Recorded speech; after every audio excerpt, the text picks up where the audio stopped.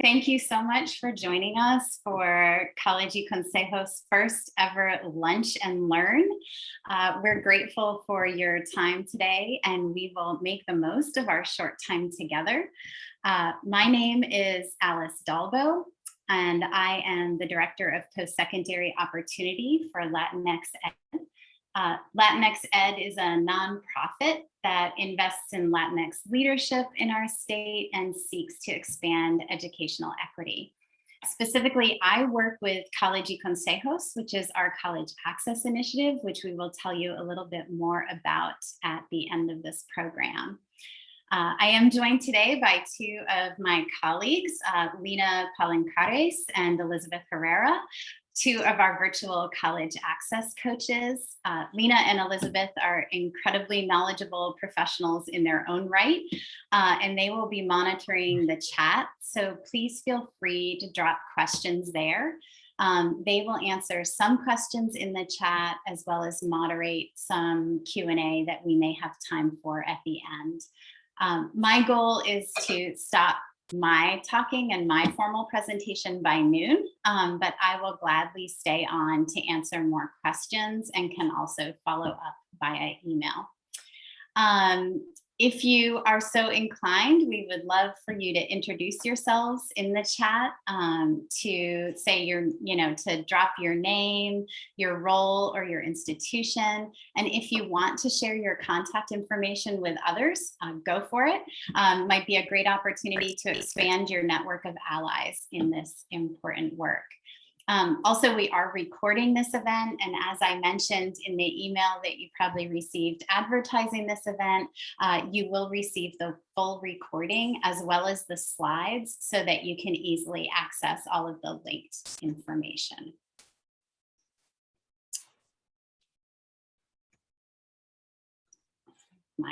There we go. Due to our limited time together, I cannot address everything during this presentation, but I do hope that these 5 topics will provide a strong foundation for you and provide some new tips and tools in your college advising for undocumented students.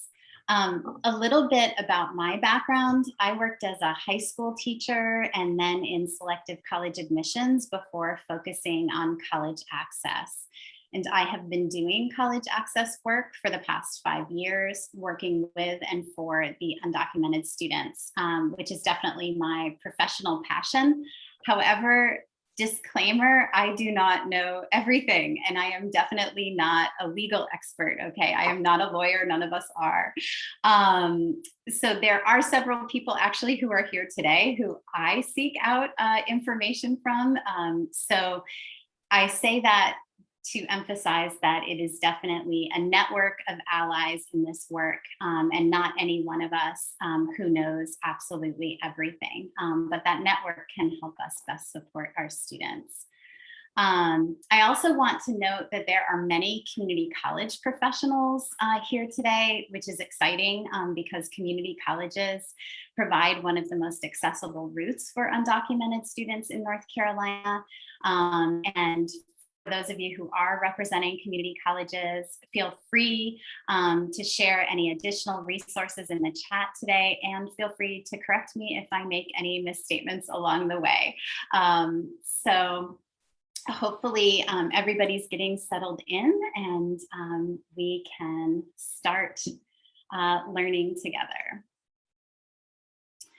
So the first point today may be obvious for those of us who work as counselors and in student-facing positions, but I want to provide some very practical ways you can make sure your office, your department, your school, your programming is more undocu-friendly and inclusive. For starters, throughout the slides, I have linked to some free visuals that you can use on websites, newsletters, on your office door, to indicate to students that you are an ally. The most essential starting point is to make sure that you are using inclusive language that does not dehumanize our students. Widely used and inclusive terms are undocumented or unauthorized, or for students who do have DACA, to use the term documented. In addition, events and instructions should use language inclusive of all citizenship statuses. For example, if you're hosting a FAFSA event, can you call it a financial aid event? Or if it really is just for FAFSA, can you say, for those who won't be filing the FAFSA, don't worry, we'll have additional events to complete other financial aid forms. And just a quick reminder that, of course, not having a social security number does not actually imply that someone is undocumented.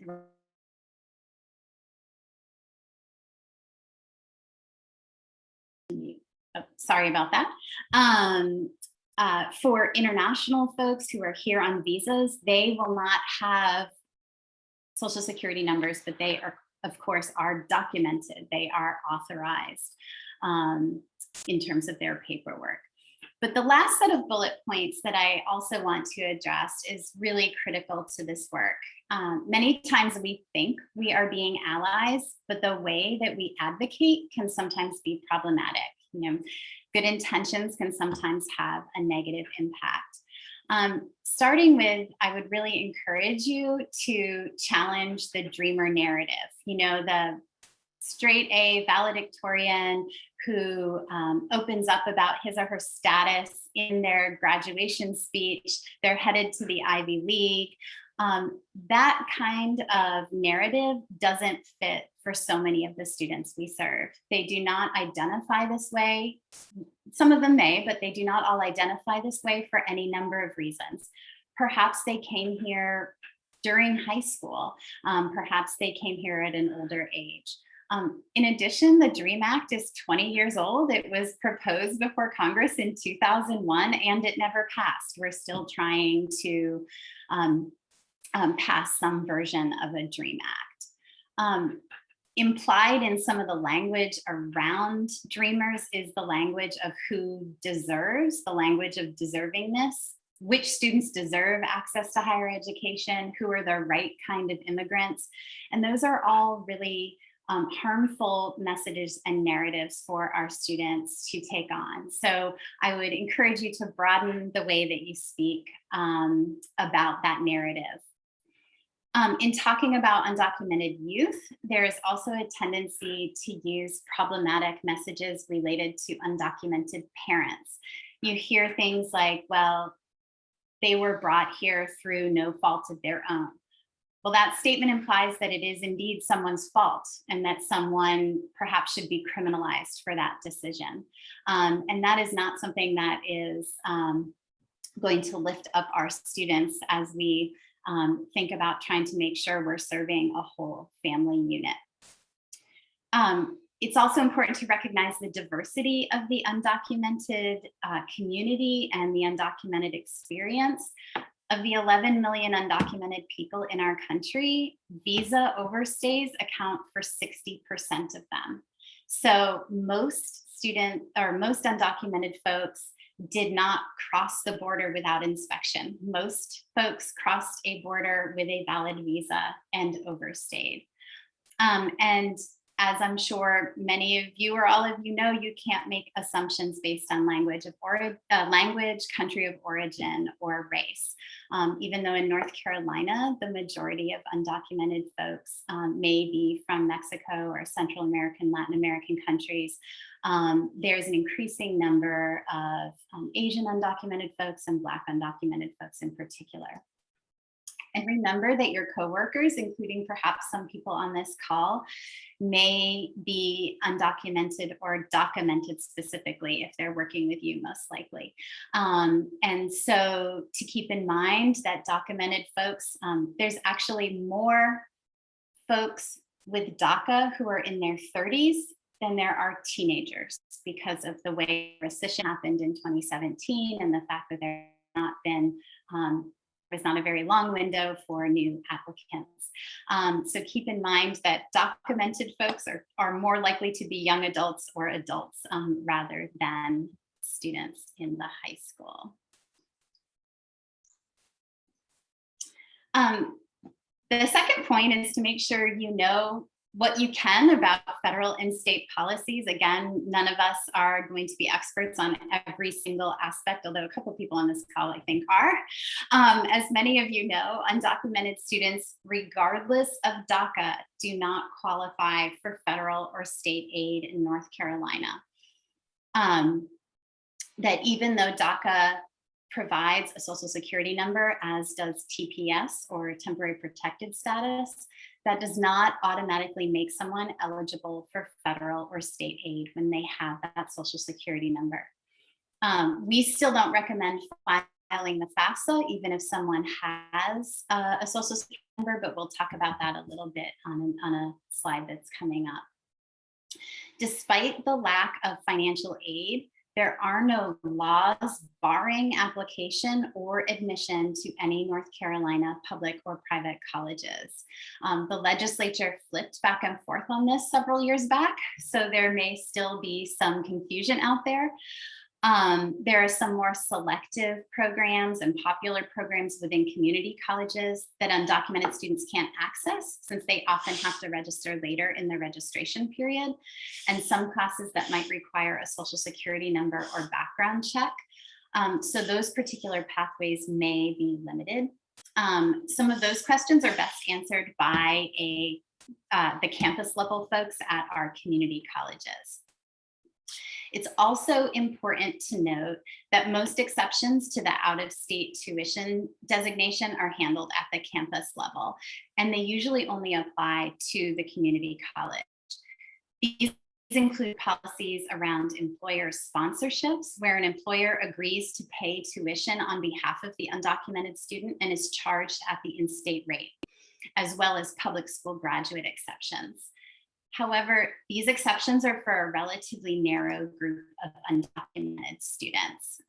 For example, you think about the employer sponsorship.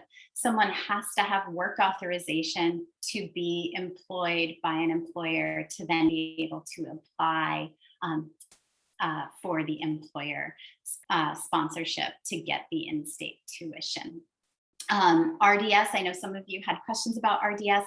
RDS will indicate non-resident, and even when some of these exceptions are put into place, RDS still says non-resident. It's just that things happen at the community college level that then grants them in-state tuition. But most students who are undocumented, who are in high schools now, will end up paying out-of-state rates. There isn't enough time to discuss all the various state policies, but I did want to include this image in the presentation today so you can see the variety of policies and why it's so difficult for students and for educators like us to keep track of all the details. You have students who might have family or friends in another state where there is state aid, where they can pay in-state tuition.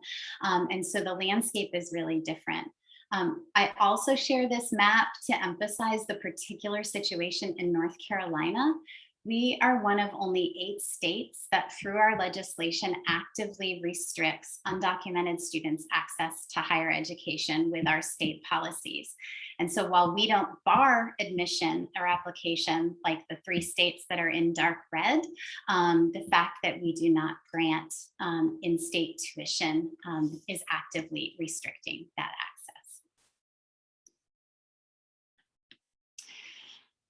This, my guess is the bulk of what people might have wanted to know about. And that is, so what are the options for our undocumented students who don't have access to aid or in-state tuition?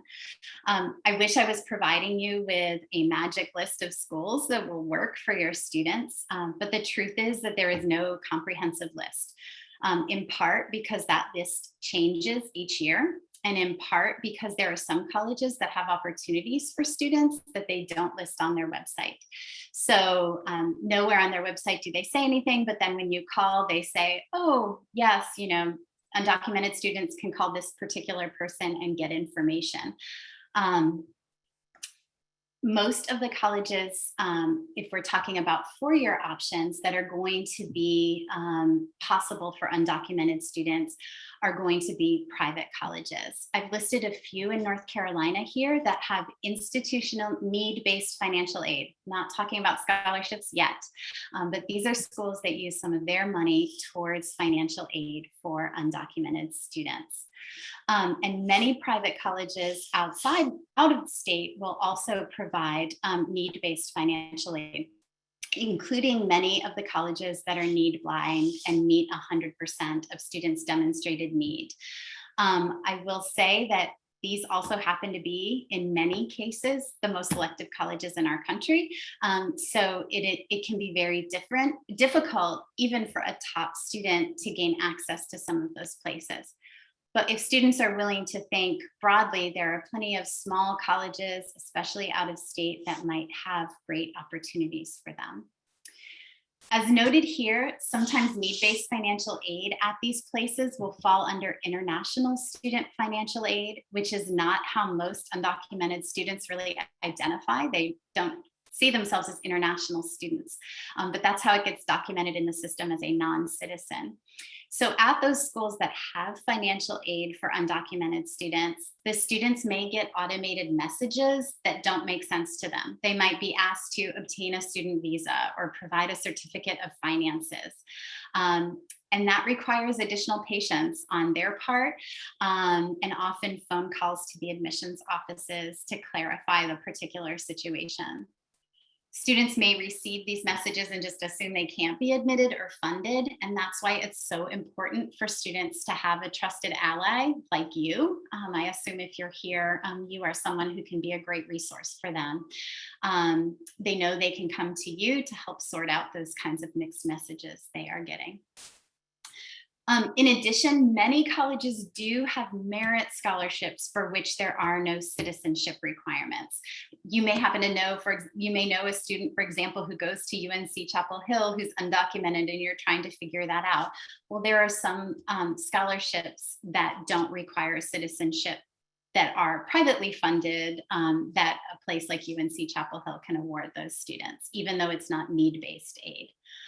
And in addition, many colleges have those scholarships, so it can be helpful for students to overmatch, to be at schools where, or to apply to schools where their academic profile is significantly stronger than the college's averages, to put them in a better position for merit scholarship consideration. And of course, that's great advice for any student who is going to need significant financial aid. Finally, undocumented students, even those who have a social security number through DACA or a TPS, do not complete the FAFSA since they are not eligible for financial aid.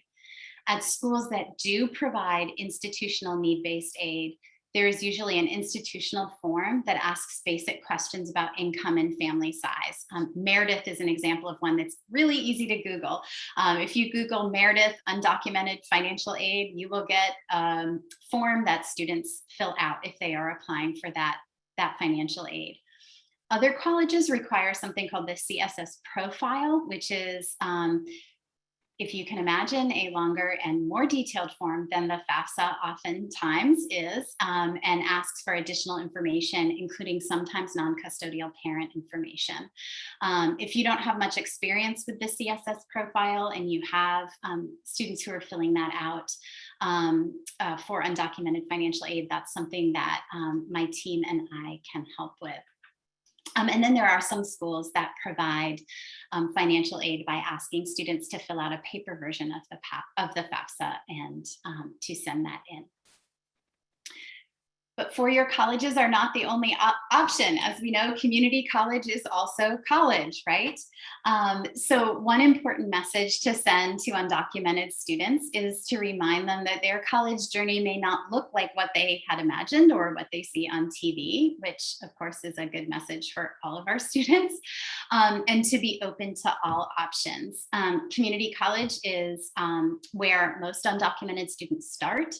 As high school students, early colleges and dual enrollment courses are wonderful options for undocumented students because it allows them to earn those credits at no cost to themselves. And then I've listed a couple of educational alternatives here, including Modern States and Code the Dream. And I'm a firm believer that if a student wants to pursue a post-secondary credential of any kind, they really need to keep moving forward if they can, one foot in front of the other. Maybe it's one class at a community college, maybe it's applying to be in Code the Dream, or looking into something like Modern States. This puts them in a better position for future scholarship opportunities and future applications. I will say one word about Modern States. The students can, they take online courses through some of the top online course providers at prestigious universities around the country, and the CLEP exam fees can be covered by Modern States. I will say that not all universities accept CLEP credit in all disciplines, but even if a student is looking at a university that doesn't accept that CLEP credit, it's still evidence of continued growth and continued motivation that may make them eligible or more competitive for scholarships, which we will discuss on the next slide. So I'm sorry there's not like one list of like, here's 37 options for your students, but as you get into this work, you'll find that not everyone is forthcoming, and folks' policies change, especially when they're in an economic downturn. So it is a constant learning situation for all of us.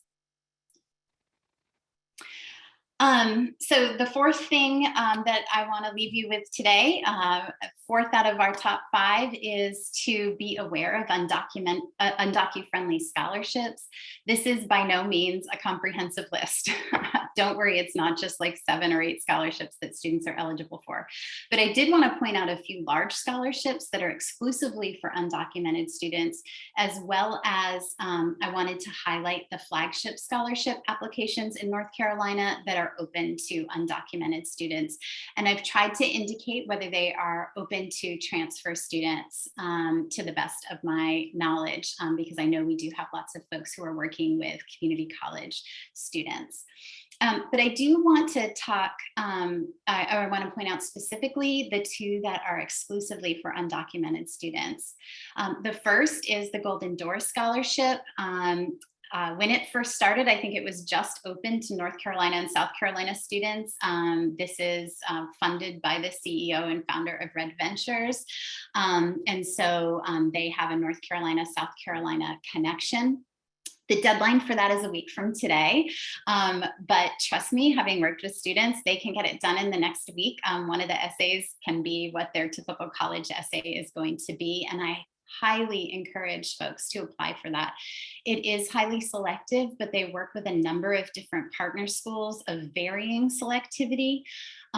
They are open to first-year and transfer students. I have worked with students both at community college and in high school who have gotten this award.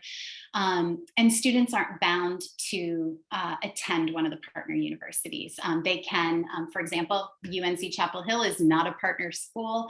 They really can't be a partner school with this, but they do have students who've won the Golden Door who are attending Carolina. And then the Dream.US Opportunity Scholarship, which has a much later deadline, so there's time, everyone can take a deep breath. They do only have 4 partner colleges for their Opportunity Scholarship. And I should note that the Trinity Washington is for female identifying students. So for male identified students, they only have 3 partners.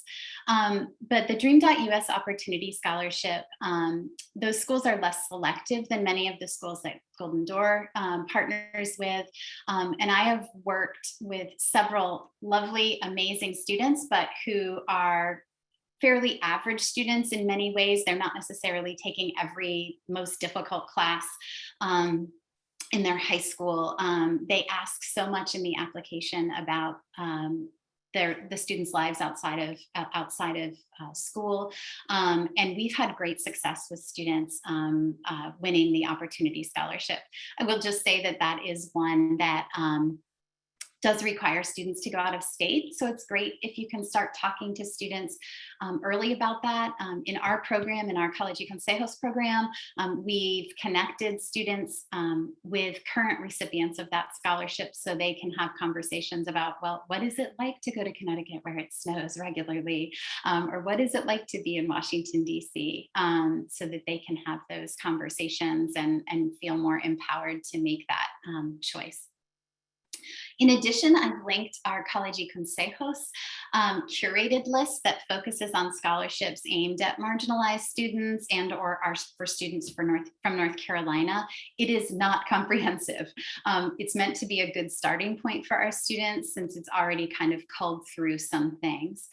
And there is a column in that list that specifically indicates whether or not undocumented students are eligible to apply for that scholarship. The last thing I want to share in terms of our top 5 list today is to make sure you are sharing resources with students, bookmarking them on your own computers. All of these websites are bookmarked on my toolbar. Again, not an exhaustive list by any means, but a good starting point. And if you have resources to share, other websites that you always go to, please feel free to drop them in the chat. I do want to point out that the first 2 websites have a great deal of information beyond just about college applications and scholarship information. So I know someone had asked about legal services, for example. You can find some more information about recent legal rulings or even the free and anonymous legal intake that's hosted on Immigrants Rising can be a great place to start for students who are wondering if they might have the opportunity to adjust their status. To be honest, there aren't a lot of opportunities for most students to adjust their status. There's not really a line to get into, and there's very specific situations, but that is a good place to start. I also want to give a shout out to College Foundation of North Carolina. I think 1 or 2 of their Spanish services folks, Juana Ramirez and Juana Hernandez, might be actually here with us today. If you didn't notice, this summer they added all kinds of Spanish resources and translation. There are wonderful trainings recorded there that you can look at. And I also want to mention so much potential that was created by Dr. Laura Gonzalez at UNC Greensboro, because again, that is a North Carolina focused resource and it is specifically aimed at college planning regardless of immigration status. So that is another great resource that I'm not sure has gotten as much traction as it should. And finally, I want to acknowledge the incredible work of the Undocumented Carolina Collaborative at UNC Chapel Hill, which provides Undocumented ally training for departments and individuals across Carolina's campus. Latinx Ed is a collaborator in the work of Undocumented Carolina, and we will be leading educator trainings through Undocumented Carolina in 2022. There's a survey I'll ask you guys to fill out, and if you're interested in perhaps being a part of that K-12 educator training or partnering with us on an Undocumented ally training for the community college system, we'd be happy to have those conversations. So that's kind of the bulk of the information specifically about undocumented students. But before we open it up to questions and answers, I want to tell you a little bit more about our program, because especially for those of you who work in high schools, we are happy to be a resource for your Latinx students. College Consejos serves North Carolina Latinx students in the 11th or 12th grade who are interested in pursuing further education after high school, whether that's 2 or 4-year college. Most of our students are US citizens, but most of them come from mixed status families. So most commonly, it might be a US citizen student with undocumented parents. Maybe they have older siblings who are undocumented, but they themselves are US citizens. Serving students from mixed status families also comes with challenges, as many of you know, especially when it comes to FAFSA and our completion. Maybe a great topic for another lunch and learn. But we do serve students without regard to immigration status. So our best estimate, of course, not tracking data on this directly, our best estimate is that 10 to 20% of the students we serve are undocumented. And we serve students from across North Carolina with these three pillars of college, culture, and community. Right now, in our current group of students, they represent 33 different high schools. We are all virtual, and students can onboard with us at any point, and I'll tell you in just a moment how to do that.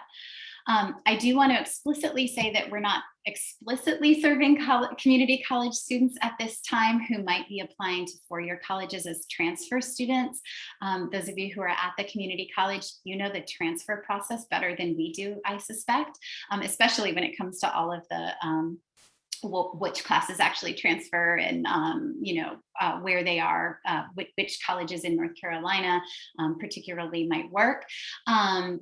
But I'm happy to chat with any community college folks who have questions, or if you have a student who you think could use our services, maybe they're looking at applying to a four-year private college out of state as a transfer student, please have them sign up to talk with us, and we can see if they're a fit for our programming, if they would be interested. So we're at, oh my goodness, we're almost exactly 30 minutes. We encourage you to stay connected, to follow us on Instagram. You can reach out to me if you want to have an individual meeting to ask some more questions. You will receive this entire slide deck in addition to the recording itself, and additional resources in that email. But if you do want to refer a student or nominate a student to our program, the link is listed there. They do not need to be nominated to take part in our programming. They can simply sign up themselves through the introductory student appointment link. I also want to note that we conduct meetings in Spanish if parents prefer. We have those parent and caregiver meetings, even if a student is not in our program. And finally, before we turn to Q&A, if you, maybe Lena or Elizabeth can drop that survey link into the chat. If you would be willing to complete a survey about today's event, both providing feedback about the content and getting ideas about other trainings related to this topic or related to Latinx student success and college access, we would be really grateful. You can make that survey anonymous, but if you ask us a question or want us to follow up with you, there is a place to include your name and email on that survey so that we can follow up with you with any specific questions. Well, we are really, really grateful for your time.